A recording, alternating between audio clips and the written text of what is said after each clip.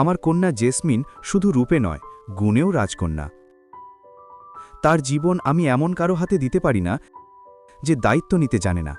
আলাদিনের মা শান্ত গলায় বললেন, হুজুর, আমার ছেলে অহংকারী নয়, সে কথা কম বলে, কাজ বেশি করে।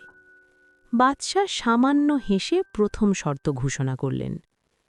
তোমার ছেলে যদি সত্যিই যোগ্য হয়, তবে আগামী সূর্যাস্তের আগে আমাকে 10টি বড় থালা উপহার পাঠাবে। প্রতিটি থালা ভরা থাকবে দুর্লভ রত্নে, আর প্রতিটি থালা বহন করবে একজন করে রাজকীয় খাদিম। এই কথা শুনে দরবার নিস্তব্ধ হয়ে গেল।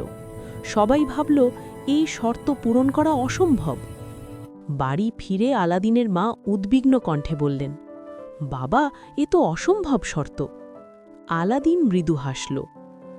অসাধ্য কিছু নয় আম্মা, আল্লাহ চাইলে সব সম্ভব।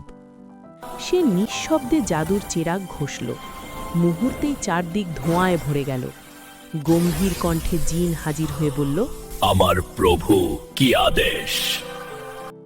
আলাদিন দৃঢ় স্বরে বলল, 10 জন খাদিম চাই, আর 10টি সোনার থালা, এমন রত্নে ভরা যা দেখলে সবাই বিস্ময়ে থেমে যায়।